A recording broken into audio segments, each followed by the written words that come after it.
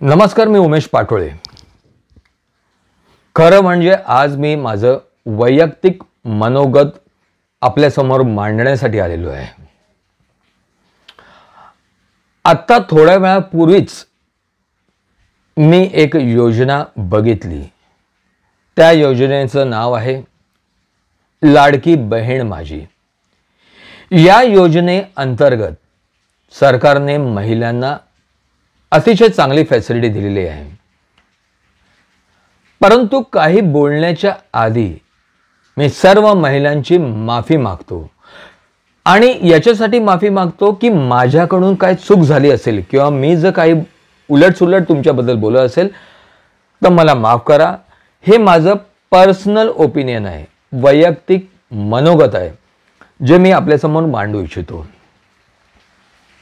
माझा बोलण्याचा उद्देश असा आहे सरकारला की सरकारने आजपर्यंत महिलांसाठी बऱ्याचशा योजना काढलेल्या आहेत,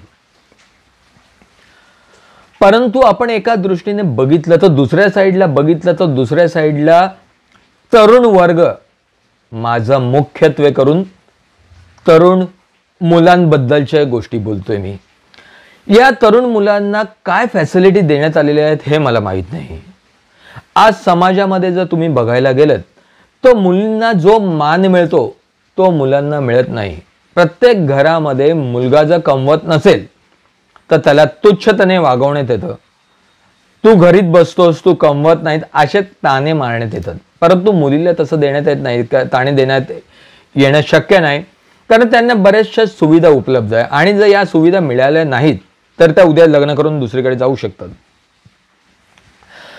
माझा सरकारला हा प्रश्न आहे की आतापर्यंत तुम्ही बऱ्याचशा योजना महिलांसाठी केल्यात, मग या तरुण वर्गांसाठी एक गोष्ट करा ना, ती अशी की यांना रोजगारपेक्षा या मुलांना व्यवसाय करण्यासाठी जागा द्या ना। ही जर जागा त्यांना मिळाली तर ते आपलं उदरनिर्वाह अतिशय सुरेखपणे करू शकतील। परंतु सरकार त्यांच्याविषयी काहीच स्टेप्स घेत नाही। माझी सरकारला नम्र विनंती आहे, प्रत्येकाच्या घरी जाऊन तुम्ही बघा।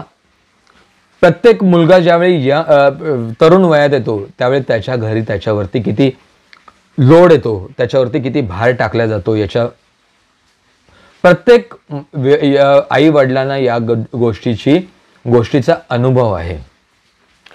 माझी सरकारला हीच विनंती आहे की या मुलांसाठी तुम्ही उदरनिर्वाह करण्यासाठी एक जागा द्या। त्या जागेचं वाटल्यास तुम्ही भाडं घ्या किंवा त्याच्यावरती डेली बेसिस प्रत्येक दिवशी तुम्ही चार्ज करा, पण त्यांना व्यवसाय करून द्या। त्यांना रोडवरती का होईना पण व्यवसाय करू द्या। आज तरुण वर्गांकडे तुम्ही बघायला गेलात तर सर्वे जर केला तुम्ही तर एक गोष्ट मी तुम्हाला आत्मविश्वासाने सांगू शकतो की आज मुलांपेक्षा महिलांकडे पैसे जास्त आहेत। कदाचित ही गोष्ट बोलताना मला माफ करा, जर माझ्याकडून काय चूक झाली असेल तर क्षमा करा, परंतु घरातल्या प्रत्येक आई बापांना जर तुम्ही विचारलात तर तुम्हाला एक गोष्ट लक्षात येईल की प्रत्येक आई बाप हेच म्हणतील की आज माझ्या मुलाला नोकरी नाही मिळाली, तो बिचारा इकडे तिकडे भटकत होता।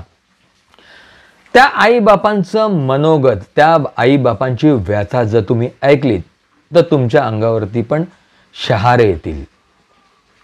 आज माझं सरकारला एक म्हणणं आहे, माझं सरकारला एक विनंती आहे की इतक्या योजना तुम्ही काढल्यात आणि इतक्या योजना याच्या पुढे पण काढत राहाल, त्या फक्त महिलांसाठी काढताय। मग तरुण वर्गांसाठी पण एक योजना काढा, जेणेकरून तरुण वर्ग व्यवसाय करू इच्छेल, व्यवसाय करून आपलं उदरनिर्वाह करू शकेल। माझी सरकारला नम्र विनंती आहे आणि माझी महिलांना पण नम्र विनंती आहे की माझ्या कुठल्या बोलण्याने जर तुम्हाला कुठला त्रास झाला असेल तर मला माफ करा। तुम्ही माझ्या बहिणी आहात, तुम्ही माझ्या बहीण आहात। तुमच्याकडून मला फीडबॅक मिळणं हे गरजेचं आहे। जर मी चुकीचं बोललो असेल तर मला नक्कीच तुम्ही त्याच्यावरती माझं करेक्शन करा। मी काय बोललो त्याच्याबद्दल जर चुकीचं बोललो असेल तर त्याबद्दल तुम्ही मला जाणवून द्या की तू हे चुकीचं बोललायस. परंतु आज माझं सरकारला नम्र घराणा आहे की तरुण वर्गासाठी तुम्ही काहीतरी करा. जय हिंद, जय महाराष्ट्र.